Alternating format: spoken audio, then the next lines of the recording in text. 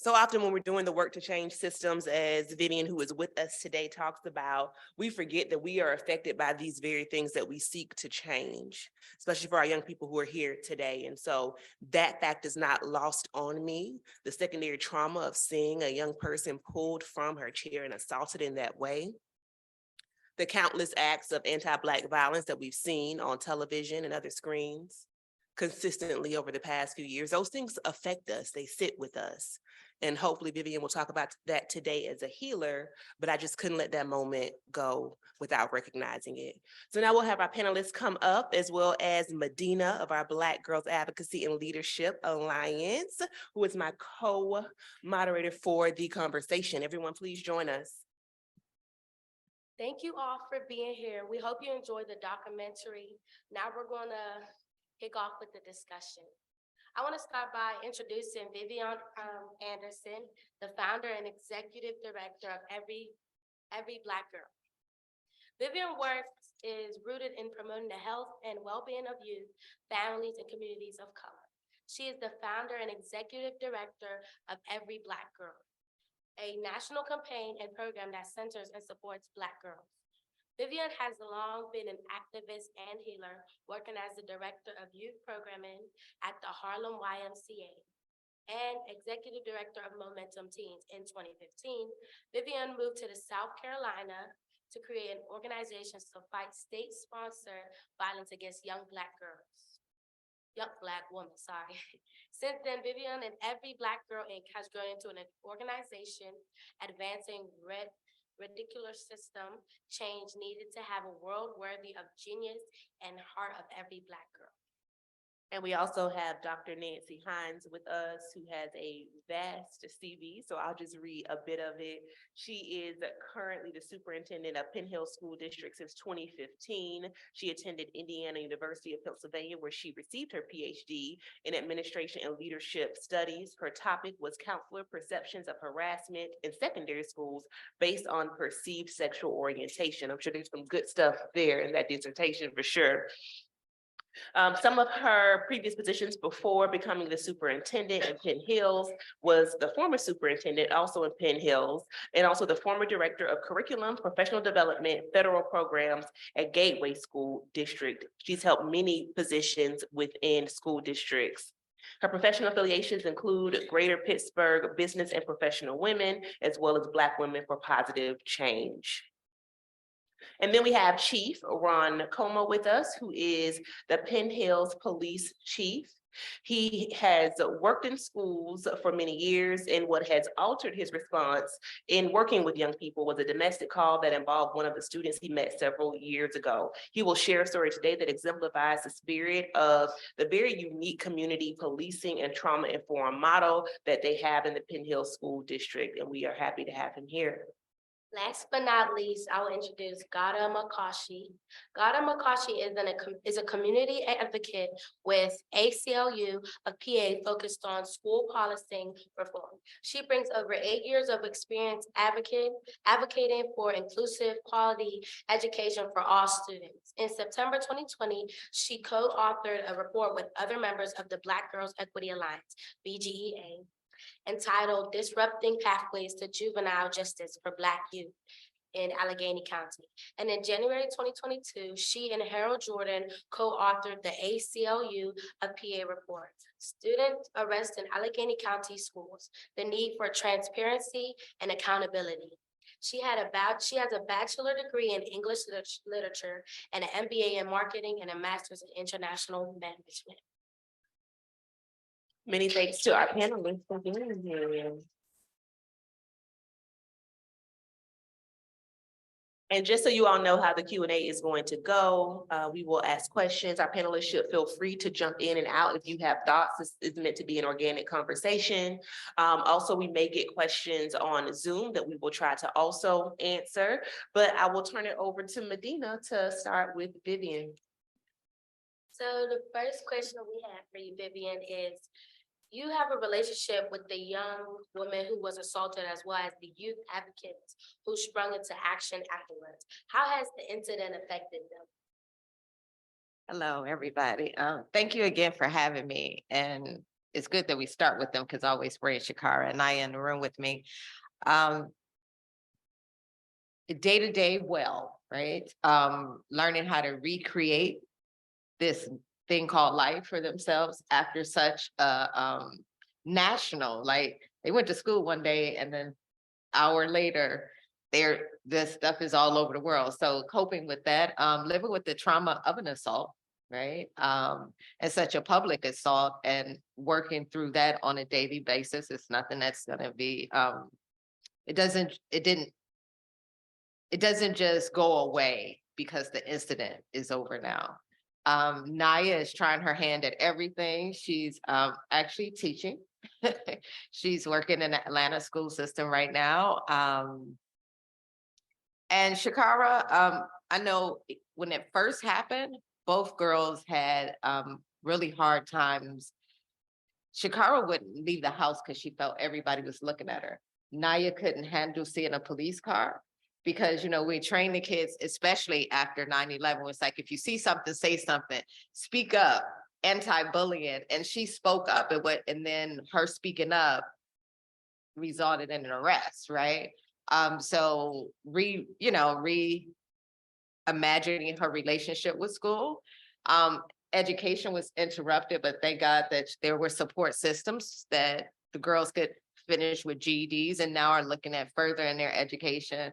But for more, and that's, half of that was set up there. I think for more in-depth, I can't speak for them because I'm, right? I can only say what they've been said. But constantly praying that this won't be in vain.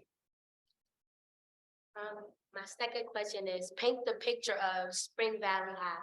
Was the level of police presence typical? Okay, so let's remember, I didn't live in Columbia, South Carolina. So I can't, I don't want to speak out of turn. So prior to me arriving into South Carolina, I can't tell you I can't give you firsthand knowledge of what the SRO situation was there. Only the information I have is from, the conversations with young people that we had, especially when we were working with the ACLU to do some work around dismantling the disturbance schools law, where, they talked about not just at Spring Valley, where this type of interaction with law enforcement and students was regular. And as you saw in the video, one thing that we see is that, and I don't know how it is everywhere else, so I can't speak for like Pennsville, Penn Hills. I can't speak for that, but Ben got in trouble in the streets, right? What I call the streets, a beat cop, and got in trouble. They placed him in school, and that's normal. That's normal where cops that get in trouble here are under invested. So we're gonna put them in a school, right? Also, I think one of the things when we talk about that didn't show up here, the partner that he had, the Ben Phil's partner during that time that should have been with him during that time, is under investigation right now for sexual assault charges against sexual misconduct with students in schools. So it's not just the physical assault, it's also, we have in certain parts of Anderson County, there's a whole police force under investigation for sex trafficking rings with students, right? So when we talk about painting a picture of Spring Valley, once again, I'm not going to go out, I don't focus on one school. I want to look at the wholeness of it all, because we can take that one and say, oh, well, yeah, that was just this one thing. So why do we say police shouldn't be in schools? But we're looking at all the reasons why and all the things that we've been watching over the years. And I know we're going to get to that later, but yeah, so as far as Spring Valley, it's been case after case where those officers there are under investigation from some sort. And Ben Fields wasn't just with students. There were charges, complaints against him from parents. And in the video, you did talk about why'd you move down there for that specific work, but I don't know if you would like to add any more, but the question is, why did you move to South Carolina to join this work in particular? Yeah, so partly is because it was a calling. I lived in Brooklyn, New York. Nothing against South Carolina. South Carolina is beautiful, but I lived in Brooklyn, New York. I grew up in Detroit, raised in Chicago. I went to school, I was in New York. The South, it was like we went there for the summers kind of thing. So definitely this was like I said, I couldn't not go. I was with Black Lives Matter, and we had Eric Gardner, we had the Tamir Rice, we had all these things that were happening, and people were showing up in such large numbers when there was a dead body. All I know is something in those girls died that day. And I wanted to make sure that they had to be a part, and it did sound goofy. I did want to just go hug them. And then it was like, I couldn't walk away. And because of a lot of work I do around restorative justice and what does it mean for reconciliation? What is this? I had to be honest with myself and said, who gets to have it and who gets to decide who has it? And if I was really about what I was talking about, I had to walk the walk, and I can't just jump in and say, oh, this is what this community needs to do. I had to be there. So anytime I'm involved in something, I have to be there. I just can't look at, oh, this is what went on social media and take that as truth. I have to go and be with the folks. So, and then, while I was protecting other people, God sent me a protector, I got married, so I ended up there. Last question from me, and maybe the panelists can join. But what's your position on police and school and recommendations for advocates? But I'm still my stance is still that SROs, police officers, should not be in schools. There is a role, but in the education system right now, it's not that. And as you saw on the documentary, what's happening with what type of officers are coming in, and that the schools they can't dictate who comes in, right? So these two separate institutions who move in two totally different ways under that one building is problematic for me. And one of the things, here's something that's been on my mind for the last couple of days, so y'all gonna have to pray for me. I keep hearing, because we got all the reasons why they say to put SROs in schools. But it was also like, oh, so they can be this bridge with community. And, if we work with them here, this is what's going to happen in community. And I'm like, once again, we got kids doing the work. This is we're going to test. Let's build community. Let's test it with the kids and do this. And there's something underneath that if you think about it. If we work with them here, it's almost an automatic that you think they're going to be out here doing this or that, or this is who's out here. So if we come in here and work with them. So I think until we can clean that up and really, you saw a lot of the historical context conversation happening, until we can actually clean that and reconcile that, we're going to keep seeing the same stuff, different day, different Ben, different day, different Naya, different Shakira. And so for recommendations in the document, there's a toolkit. There's different ways that you can support in community. And while we still have SROs in schools, especially if you are advocates, find a way to be in schools as well. So it's not just to bring them out, what are we replacing with? And if you have those skill sets, replace, be there as well. That conversation with Ben was tough. But either we're about this work or we not. That could have easily been a shouting match, and that's where it would have been left. More of those conversations have to happen. And sometimes with each other. Like the fact that Long was not a part of that documentary and nobody has been able to talk to him. These layers of protection that other folks get that kids don't get, we have to start really working to see what does that mean. And then I'm gonna go back to what I always say, and voting. I don't know in this, the full clip, he said this, he said like being in a school is like being the sheriff of your own town. Figure out who you putting in office, who are allowing things like even down to school boards. Who's on your school boards? Are they standing? Like what's happening with your kids? Like right now, I know our governor is like a SRO in every school. But yet we're talking about how mental illness, right, is on the rise. We're having all these, our kids with IEPs. We have so many things happening, and that's our go-to. So I would just recommend like put your ear to the ground and be in there, like be involved in something. I'm not recommending to anybody to get up and relocate their life. That's not what I'm, right? Because there's so much work and find out who's doing the work in communities. I know when I got to Columbia, it wasn't me like, oh, I'm here. I wanted to know who was doing the work so I could see how to support and talk to our young people. Our young people have more answers than you would ever realize. They actually do have and if you look at any of the most successful and quote unquote successful movements all of them started kids. The scripture, and the child should lead them. Listen to our young people. Thank you, Vivian. I know we're going to circle back to you and the audience may have questions as well. But I have to say, in this question, I'm going to pivot it to Gada. The thing that just kept,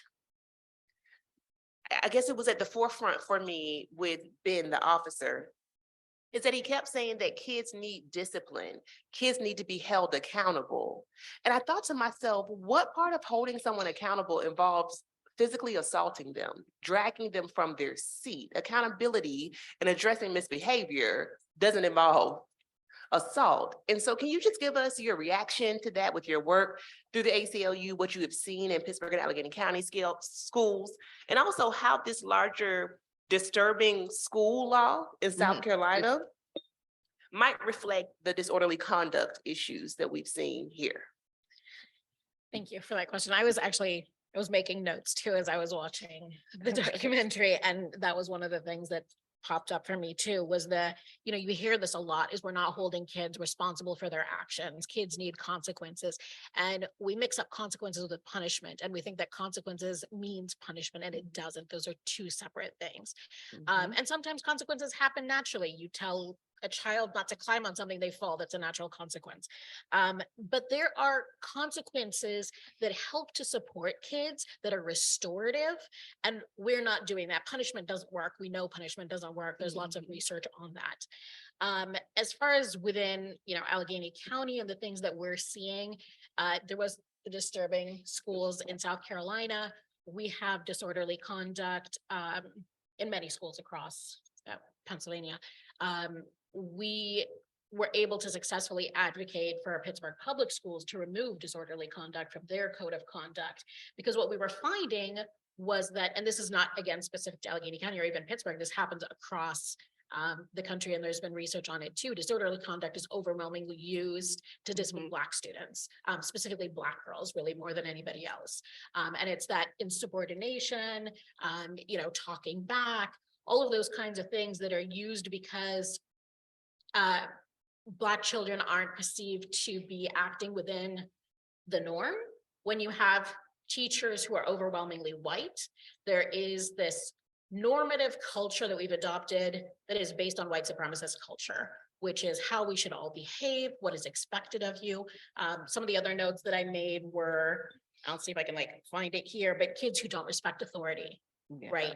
And that really bothers me when they say that, because respecting authority without being given respect back is highly problematic, and you can't expect to get respect from somebody and then not give them respect. Then it doesn't matter if they're children.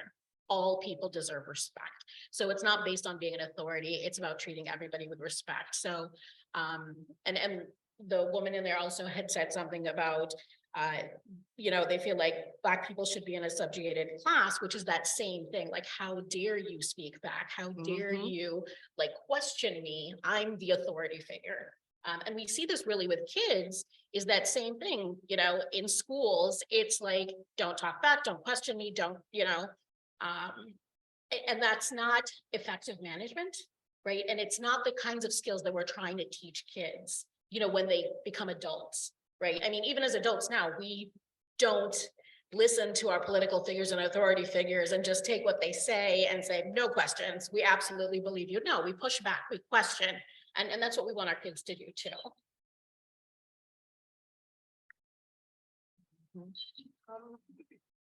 The ACLU recently released a report on students' arrest. Can you share some key takeaways from that? Sorry, I don't know if something else is beeping, but, Uh, oh, is that you? Okay. So he was instructions, like, let me stop. All right, I'll just get to it. So that we actually have our new report that's out on the table. And if they're out, I can provide you with more. But some of the key findings that we found in this report, and it is specific to Allegheny County, was that school districts underreport arrests. There is a data collection, a federal data collection called the Civil Rights Data Collection, and you can look at discipline, enrollment, suspensions, AP classes for school districts across the country. We focused specifically on arrests, and what we found that within Allegheny County, schools were underreporting by 80%. So basically they had reported, this is for the 2018-2019 year specifically, they'd reported that there were 167 total students arrested when really there were 762 students arrested, and some multiple times. What we found were Black students were overwhelmingly arrested, you know, at significantly higher rates than their peers, with, you know, the greatest disparities actually in schools that had enrollment of Black students at less than 10%. Those have the highest disparities between arrests of Black students and white students. We found that students with disabilities were also arrested at much higher rates.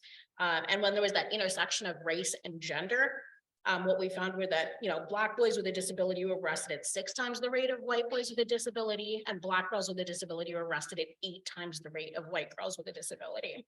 And the vast majority of the arrests that we found within Allegheny County were for really minor infractions. So a lot of it was possession for a small amount of marijuana. Some of them were for simple assault. And again, simple assault sounds like there was a physical fight, but there doesn't necessarily need to be any physical contact for it to be labeled simple assault. So those were the key findings that we found. I'll leave it. What types of issues make Black girls at the highest risk for the arrest? Black girls. Okay. So there's a few different things I will say.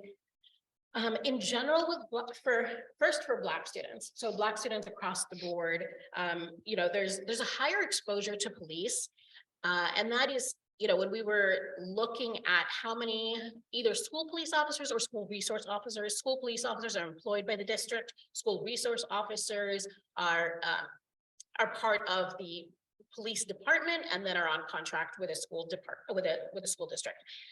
So exposure to police, there are in mostly Black and brown schools, there are more police than there are in white schools. In 2017-18, 67% of middle school and high schools had a police officer. That number has continued to increase. Implicit bias is a huge one, right? So unconscious attitudes and stereotypes, adultification bias. So specifically to your question about Black girls, some mostly white people see Black girls as less innocent, more mature, less deserving of support.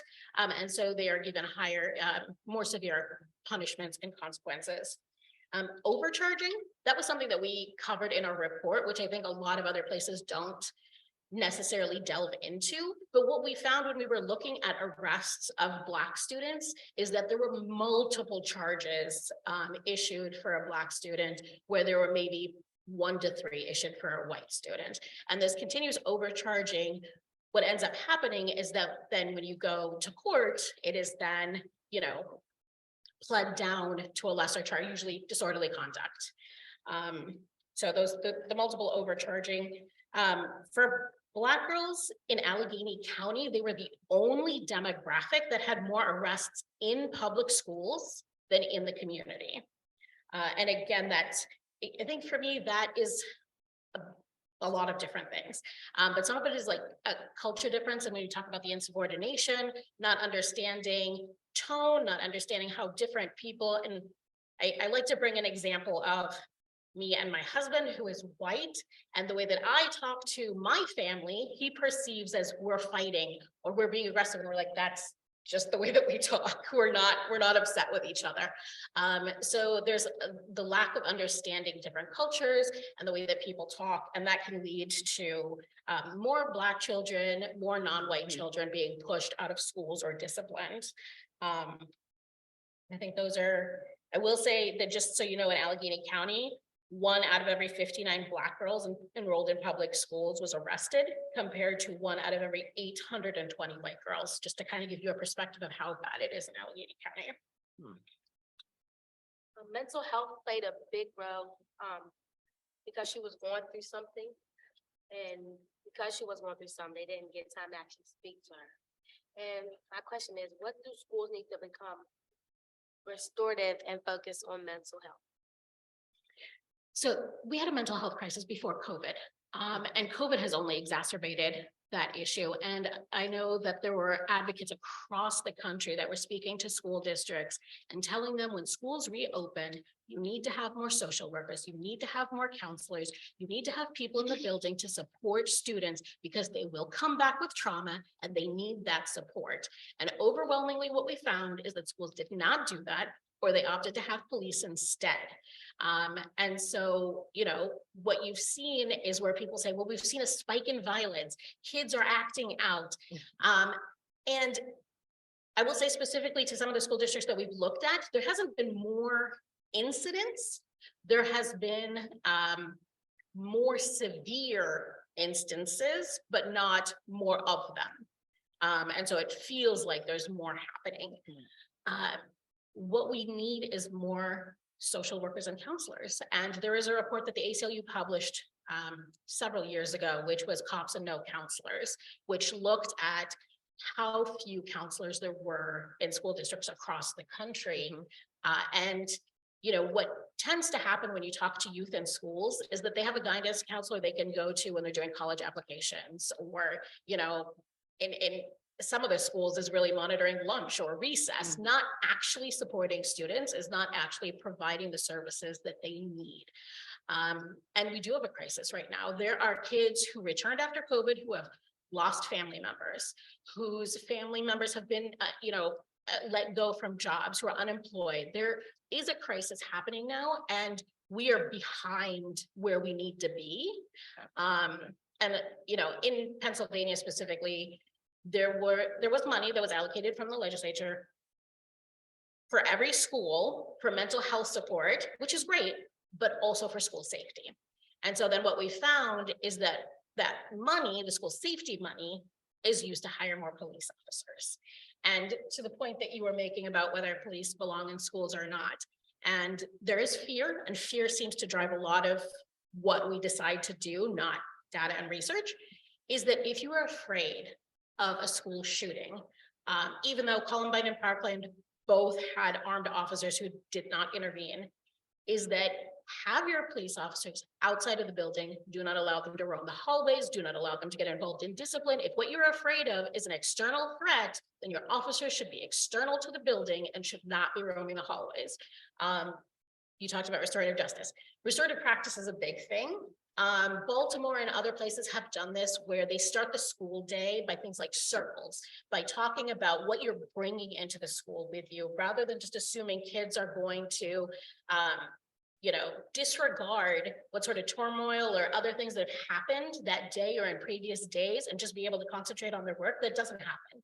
Right? Kids are bringing that baggage. They need someone to talk to. They need to bring it out. And then teachers have that understanding when they hear it, like, oh, you're dealing with a lot today. Maybe I'm going to, help you out, support you a little bit more. Maybe we can do something a little bit different. Those types of things help. Proactive measures help. If we're only reacting to situations, then we're always going to be behind and we're never going to be able to solve the problem. So this is like, firmly believe in this like restorative practices and this mental wellness and support that we need in schools. Thank you, Gada. So now, if you don't mind, Dr. Hines and Chief Como, I'm actually going to kind of toggle back and forth since you two work so closely together. And Dr. Hines, I saw your head kind of nodding when Gada mentioned restorative practices, and that leads me to believe that what happens in Penn Hills, from your perspective at least, takes a much more progressive approach. So from that perspective, what was your first thought when you saw this assault on Naya in Spring Valley as a school superintendent? Obviously very, very disturbing. And I want to qualify my remarks that my response is not based on just being a superintendent. My remarks, my reaction is based on being the mother of 4 daughters and also being a human being. I can't imagine how any of that was necessary in terms of the response. Thank you. And we got some feedback from our Zoom audience. Children should not be arrested for childlike behaviors. They should be disciplined accordingly. Someone else said restorative practices in schools and saving our sons and daughters should be in every school and on IEPs. For you, Chief Como, what went wrong as someone in law enforcement? Because he made a really big deal of saying, well, I did what I was supposed to do in my position. So what went wrong? It's a different, it is a different little situation from Pennsylvania to South Carolina. The one thing to me, you're responding, the way that he responded was unnecessary because you're not needing to take that child to jail for this. It's a minor offense. It actually, in my opinion, could be handled by the school itself. And that's, which we'll, I guess, touch on later, how we handle things differently. You knew who the person was. There's so many other factors that play into this that I had seen it when it happened because I know it was all over social media. I never saw the whole thing and I never heard about the teachers and what actually happened in the beginning. So that film was great, explaining things, and hearing her talk was great. Yeah. And you said it could have been handled within the school building. So Dr. Hines, speak to us about that, how you see the role of law enforcement in Penn Hills and what the role of police officers versus administration should be. Okay, so I'm just going to take a few seconds to describe our model so that our audience understands what it looks like. It is a multi-layered approach, and we became engaged in school-wide safety reform prior to 2020, but 2020 is really when we really dug in. And our community, led by some teachers and other stakeholders, hosted a town hall meeting March 2020. And Chief Como is not new to the force, but he's new to the position of chief. And the former chief sat with me on a panel similar to this. And we were hearing outrage from various stakeholders. The schools aren't safe. We are afraid. A lot of what was just referenced here this evening. In the district, we actually viewed that, I did personally view that as an opportunity. I had attended events hosted by GATA, the ACLU, and was becoming more and more informed. And I was also looking at the components of our school model that seemed to work. So for example, we had therapeutic classrooms and we were using a different model. The last resort was to put hands on, and these were kids who had documented IEPs, impulse control issues, and it was working very well on a small scale. So when I referenced an opportunity, then asked our school board for permission with the blessing of our police chief to go ahead and extend that model. So we used our Lytton Middle School, which was the primary focus in March 2020. And we built what we called a youth engagement school specialist model. These are members of our YES team. And so we have people who are specially trained. They're not in any type of uniform, but they're specially trained by their employer, Presley Ridge, and they are the first interface with our kids. So if you would come into any of our schools, and again, for this pilot year, what you would see, 2 private duty, private contracted security officers in the vestibule, in the front area, checking in visitors, putting them through metal detectors. And really that is their role. They're connected by a radio to what's happening back in the hallways where the schools are, but their focus is there, the front door. And they also do regular perimeter checks, make sure the exterior doors are closed and so forth. They're monitoring the extensive camera system that we have, and that covers inside and outside. So back in the hallways, the YES team, They are interacting with the kids and they're assigned to different hallways. They're watching activity. And if a child shows some type of concern, there's escalation, there's tension among students, they are the first to get involved. They're viewed as, in most cases, as non-threatening. They're not exercising any type of authority, but certainly they do have authority, but that's not the focus. It's more of a counseling intervention type of approach. We've also modified our traditional in-school suspension programs at our schools, and now we call them New Directions rooms. They are staffed. We've used a lot of the funds as seed money to have certified school counselors. And most importantly, they have a connection to our community and they are participating in root cause analysis. It's not just a punitive sanction. It's bringing a child in to spend part of the day, maybe a couple of days working on issues. And when there are small groups of students who are sharing the same issue or challenge, the counselors bring them together and they talk through it. So it does follow more the restorative process. We have had police officers at our high school for as long as I can remember, and I was a teacher there way back in 1995. And those officers have been there. They're not necessarily involved. They can get involved.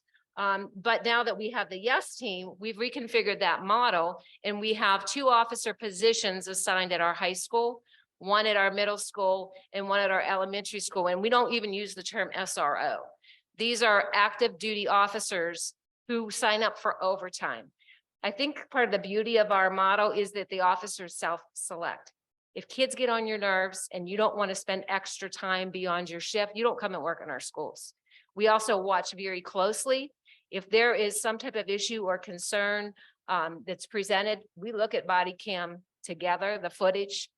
So far, we have not had to remove anyone, but one person, I believe, was kind of temporarily suspended, and that was just for spending too much time in the faculty room.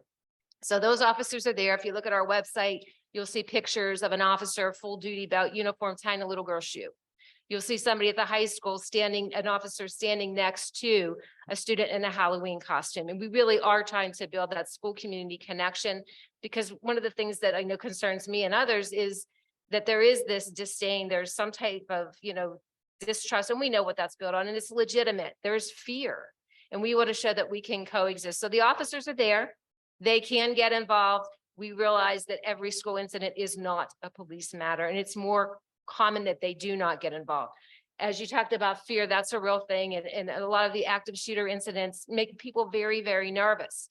And I kind of describe the officers being there. They can get involved with student incidents. That's very, very, very rare. However, if something presents in terms of us needing a larger response from fire, police, and or EMS, these officers are there. They take charge. It's not happened yet. They also help us with evacuation drills and so forth.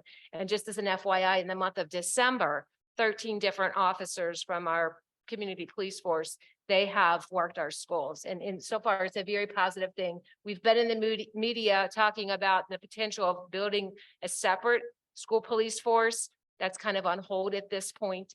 And if we do, they will be resigned to outside in the parking areas, most likely. We are reinstating some booths at our high school and also putting driveway booths, because right now our campus is a little bit vulnerable. People can drive up right up to the schools, and we kind of want to slow that down, record who's coming on the property, and to keep them at bay. So that is our model. It works really well for us, but it's through a lot of work and really making it clear to the officers what their role is, hands-on. I mean, that is absolutely last resort. And I can't think of any recent situations where there have been, and we continue to monitor that closely. Yeah. I do have one question for Dr. Haynes. You did talk about special training. Is the training different for a student and a criminal? That's what Yeah, absolutely. So let me just be clear. So the private security are working the front door. They're doing the perimeter checks. They are considered school security officers. So they have to go through NASRO training, and that's required by the state of Pennsylvania. But they're not really interfacing with the kids other than helping with the check-ins in the morning. Again, vetting, screening people who want to come on the property. For Chief Como, he can speak to that. The officers who are signing up for the overtime opportunity, they're getting that live hands-on experience. A lot of those officers do work other details, our football games, our basketball games. And so we're building that sense of community. Thank you, Medina. I was actually just about to ask that, so thank you. But Chief Como, do you have any thoughts or reflections on what Dr. Hines just mentioned about the model? Why do you think it is showing to be successful and having positive results? Well, one thing, the officers that work there, they want to work. I mean, even though, yes, they're getting paid as an overtime detail, but all of them that work there interact with the kids. And even though some of them may not be parents or such, they care about everybody. I've noticed that quite a bit. And like Dr. Hines said, we get involved in things that are more police geared.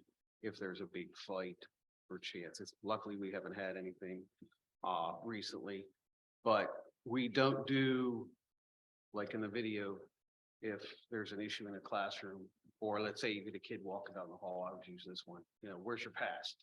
The police aren't there to do that. We're there in case something else happens and you need us for that. That's the main reason. And that our model works, because we rotate the officers through. And I have an example. When I was a patrolman, took place about 10 years ago. I worked in the school. I became friends with a gentleman, and I found out I knew his family life wasn't fantastic. And when I was actually at work, we went there on a call and had to arrest a family member who was abusive to him. And when we were leaving, the family member was continually verbally abusive to him.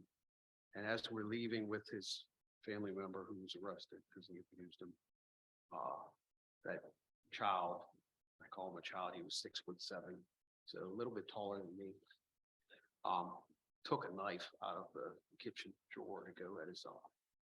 And me not knowing this child in the school, there's a good chance I could have used deadly force on him, and I didn't. I used a taser. And we did have to arrest him because of his actions, and they lived with their grandmother, and she was so upset. And I had explained things to her. And afterwards, charges did get dropped on him because I explained to the judge the situation, and I knew how this child lived in the basement. A terrible situation. And not knowing that child from being in the school like our model does, it might have been severely different. So, and afterwards, he was back in school and we talked, and he didn't have any problem with saying hi to me walking down the hall. So that's one reason why I think our model does work. Yeah, so there definitely is a role, it sounds like, for community policing, a nerve that you all are touching on. And I think, not that you are saying this, but I want to make sure no one leaves here today with this thought in mind, that for us, what we want to see is that no young person, deadly force is being used, no matter their race, right? And that a relationship is not necessary to protect them. And I know you feel that way as well.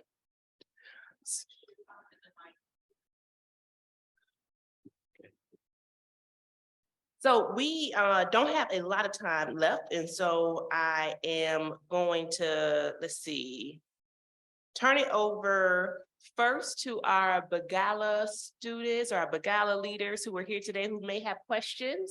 And then we also have questions coming in from the chat. And if other folks have questions, please line up at one of the mics.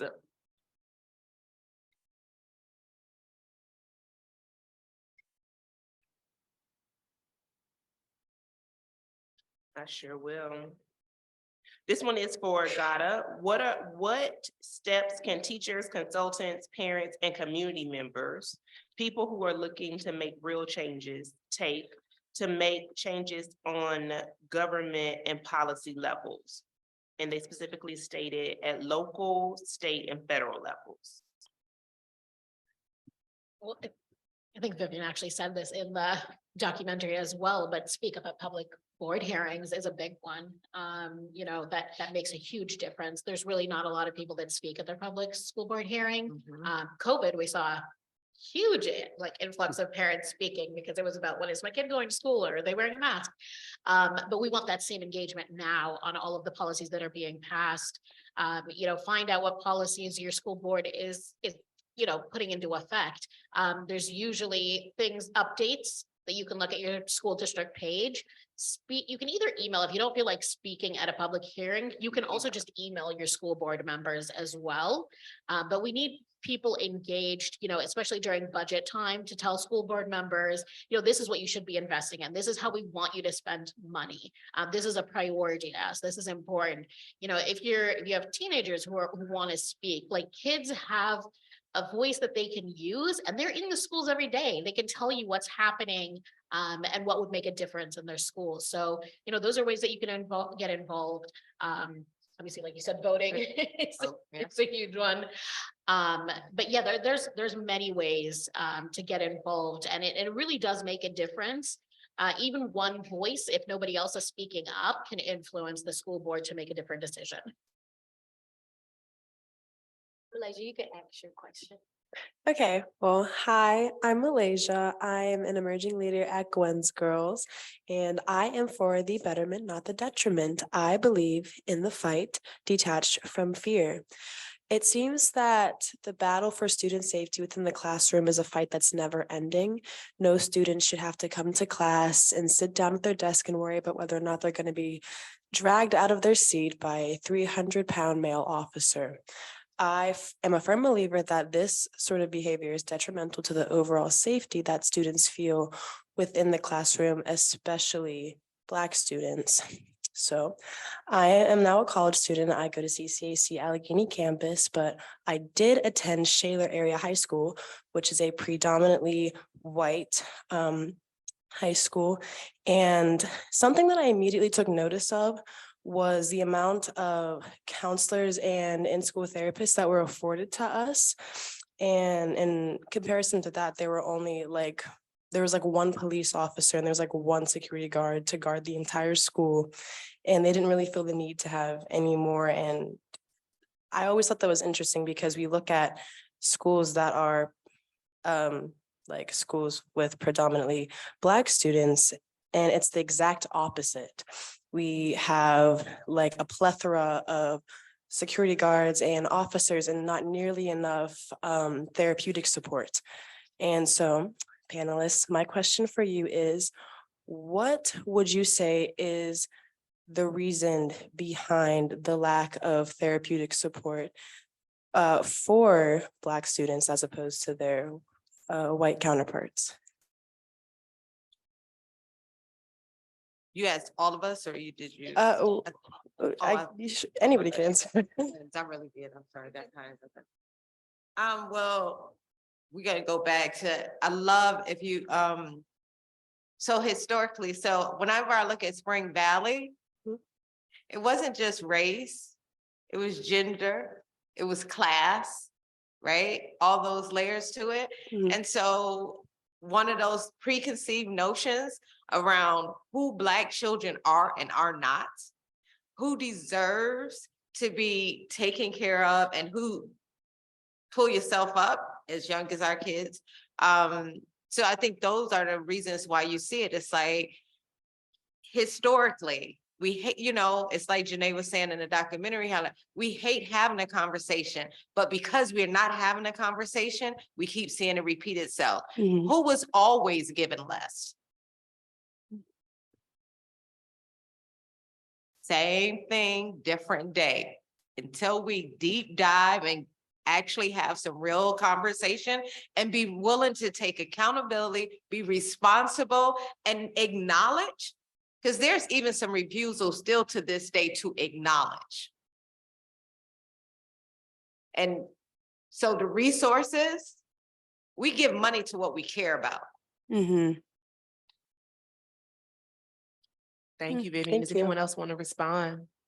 I can chime in. I think it comes down to leadership as well. And I think you're suggesting that people have to be committed. You have to look for the resources, because in my experience, money is often used as the excuse. We would if we could afford. We are in financial recovery, so we could say that we're not going to do a lot of things. However, it is important. And then just even the partnerships. I mean, with Dr. Ugly here at Pitt, we have a partnership with him. He is working through our elementary school. There's about 1,400 kids there. We also have a relationship with UPMC, Matilda Tice. So it comes down again to the leadership, the commitment, looking for creative options if you can't afford it. You can partner. We have some partnerships going on with Allegheny County Juvenile Probation. They're working on a capstone project through Georgetown University. Hasn't cost us $1. They gave us resources to help us identify a PCCD grant opportunity to fund our New Directions room as a pilot. One of the things that I've learned is when you want to promote a change and it's something that people maybe aren't convinced and there's a lot of fear involved, start small, do that pilot, show data that says this could work, and then expand your pilot. And you can't be afraid of the numbers. I mean, I love Gada, but she's put out a lot of mistakes that we've made along the way, and we have to embrace that. Be accountable. The numbers are what they are. Look at the number of kids in the honors level courses or not. Look at the number of kids being suspended, being arrested. You know, it feels shameful. It hurts, but we have to look at that. We have to acknowledge that. And then there's the commitment. We have to do better. I just want to chime in a little bit. If you haven't read the book by Dr. Bettina Love, We Want to Do More Than Survive, is fabulous and actually talks about a lot of this history. And when we talk about inequity, and you were talking about fight for resources, when you go back to Brown versus the school board, right? The fight was for resources, for more coming into those schools. And what ended up happening was, you know, the desegregation that ended up with tens of thousands of Black teachers and principals being lost. And that was a huge loss to Black students, right? And it continues to this day. So yeah, I would recommend that book if you haven't read it. It's amazing. Okay, I'll definitely check it out. Thank you, Malaysia. And I should say that Dr. Bettina Love was a speaker at a former She Matters Summit. So, you know, just making a plug for our summit coming up in August. So we have superstars there. My friend, your question. Hi, I'm gonna be really quick. Me and Dana are both from the School of Social Work, and I know she has a question as well. But really quickly, Gada and Vivian, it was so lovely hearing you speak, especially about school systems in general. So I'm coming as a student from the School of Work, and what I noticed both from my high school experience, my public school experience, but also in the School of Social Work, there's often this claim by people in positions of power and who are kind of guiding the policy of the school to label kind of these efforts and initiatives as successful. Which is sometimes true, but sometimes it's not. But what's so rich from this panel and from you two specifically, the meter or success should come from the student voice. Those are the people impacted by these policies, programs, and things.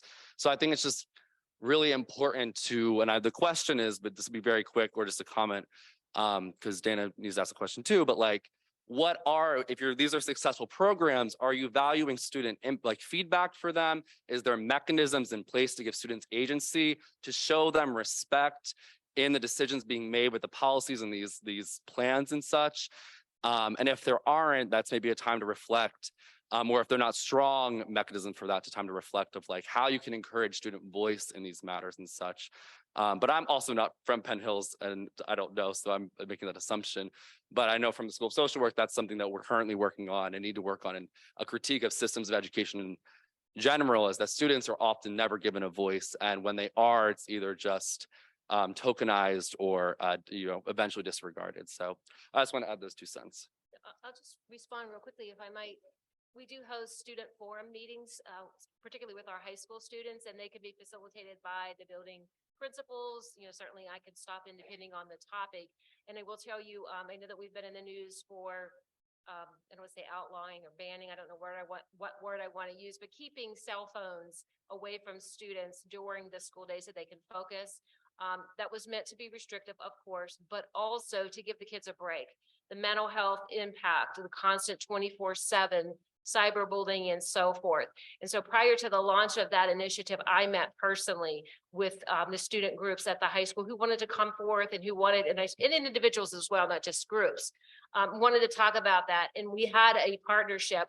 We talked about giving the student leaders a couple months to try to encourage students to put the phones away on their own. And then we met together and then progress monitoring, how's it going? And we agreed that it hadn't worked well. And so we do try to engage the students with that. It is very important. We also introduced a student survey for grade 12 students. It's part of the curriculum now for their English class. And we ask a whole host of questions that allow us to evaluate the impact of our curriculum, how diverse it is or not. Have they made at least one connection with somebody in the school district with whom they would connect after graduation if they had a problem? So looking at the climate, the culture from the student point of view, yes, we absolutely incorporate it.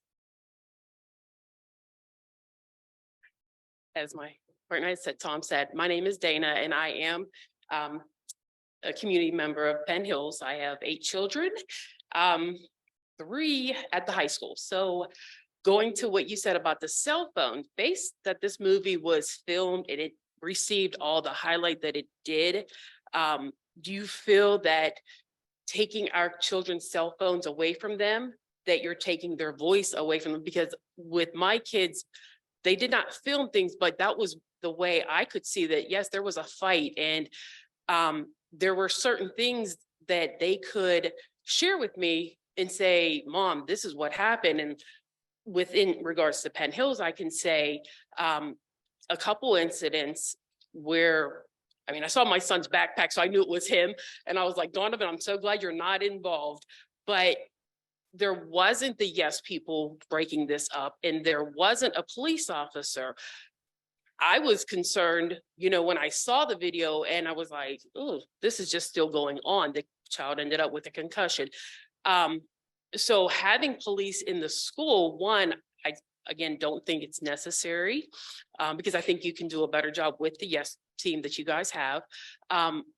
Secondly, with the police, I have an autistic son who's in that school as well, who, again, nobody has made it a point to go see him, talk to him, and he loves the police, but he also is a person who takes off, and he has. And I always ask him, like, have you talked to the police? No, I talked to his teacher. He's in the autistic support room. And I just feel like there could be more to be done. I love my district, absolutely. That's why my kids are still there and I'm very involved. But I just think if we're gonna have the police there, then they should know our children better, at least my Penn Hills police, because I'm a taxpayer, I'm in there, I try to get them involved. I try to get my older kids to, you know, talk to them as well. I just would like to know, like, what's your perspective as far as doing a little bit more, especially with our disabled children, the autistic kids. So let me start with your remarks about the cell phones. That was not the intention, you know, to limit what the students might capture or evidence and so forth. And keep in mind, our schools are wired pretty heavily. So there's video footage everywhere. And if your child is involved in something, you have every right to see that video, and we do archive that. But again, it was such a distraction, it seemed, for the kids coming back from COVID, especially. We'd all become accustomed to pulling those phones out, using them constantly. And, you know, just like using the restroom and not having to wait 43 minutes until the bell rang and things like that. So I will tell you, I was at a recent sporting event and a parent sat down with me. Child also attends the high school and said, you know, I was so opposed to that. But even my daughter has said, I think my grades are a little higher because I'm not on my phone as much. So, I mean, I see both perspectives on that. If you would like somebody to engage more with your child from the police force, I'm sure we can arrange that. But I think, as we've said this evening, we're trying to build relationships, but we don't want anything that's intrusive. So, I mean, if that's a special request from you, we can make that connection. Just let me know. Contact me in the office, okay? Happy to do that. Yeah, any officer that, if your child would like to speak with them or whatever, there would be no issue. Introduce themselves or what have you. I know most of the officers that work at the school are, I want to say officer friendly, but are very outgoing officers. That's why they're there. Oh, I'm sorry. Naima. Hi, my name is Naima. I'm also an emerging leader at Gwen's Girls. I believe in fixing the system, not the girls. So for me personally, I go to a small charter school and luckily we have support and not security. I was actually doing some research and found that in the last 2 decades, $2 billion has been spent on putting more law enforcement in schools compared to just a 1% increase of counselors, which is ridiculous. So my question for you all is, when you were in high school, what form of discipline was used and do you think that was effective? And also, as a follow-up question, what do you think is a solution to this problem being faced in some schools? Anyone can start. Can you repeat the last part that you said? What do you think is a solution to this problem being faced in our schools?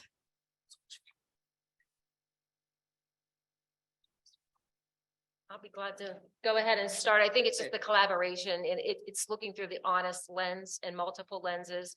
You know, how something affects me or my children may be different from another child's experience, capturing the student's voice, you know, what is the experience like? Did she say school? Did you say school shootings? What was the No. last part? What was the last part? Last part I asked, what do you think is a solution to the problem being faced in our schools with the police presence? Right, and the first part was around what kind of discipline did you have in schools? I think Yeah. that's a really good thing to answer as well. Well, I went to school in Detroit. We didn't have officers in the school at that time. I remember there was this thing, and I'm aging myself for real. They were called the Blue Pig. So I guess they're like the dare team who comes in, but then you don't see them for like 4 more months, and then you have an event, and then they come back in. That's how it was at our school. Baby girl, I wish I knew the answer. I think if we did, we wouldn't be having this conversation. And I think one of the things is it's almost irresponsible sometimes for us to be like, if we just did this, that would eradicate it. I think keep going back to the partnerships to keep saying, how do we bring young people in? Because you're in school. You're in school, right? And one of the things that I'm gonna keep talking about restorative justice, the model of restorative justice, because it's not just, oh, kids get in trouble and we're gonna bring everybody to this room to deal with that.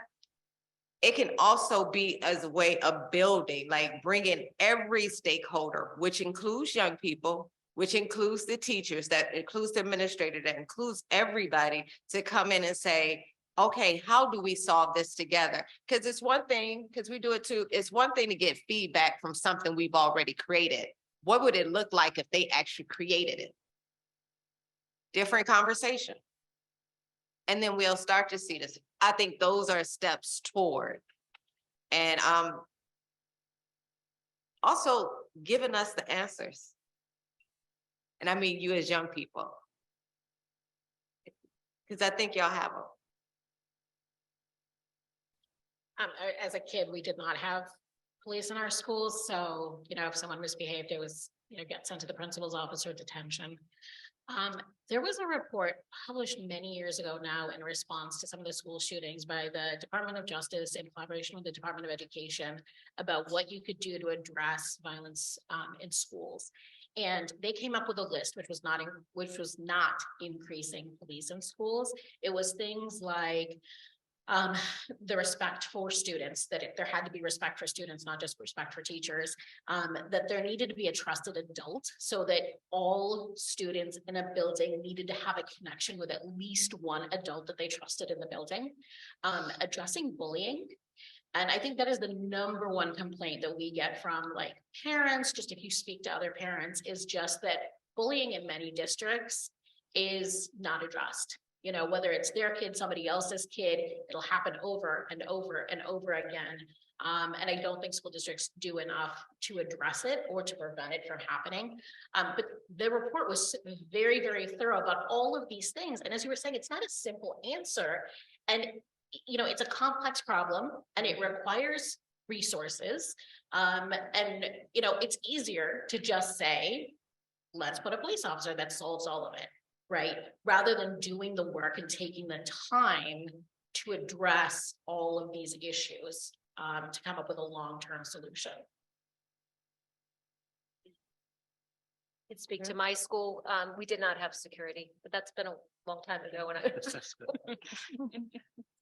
That's the same with mine. That's been a long time. We never had security or anything at the school. I know at where my children went to school, they did have a level of security there, not police officers, but they had security officers. Thank you. All. Oh, I'm sorry, was someone gonna jump in? Okay. Any other questions? Any other questions? All right, well, we thank you all for being with us this evening. Once again, one more question. Get my handy dandy watch Okay. to see what the next question is. See.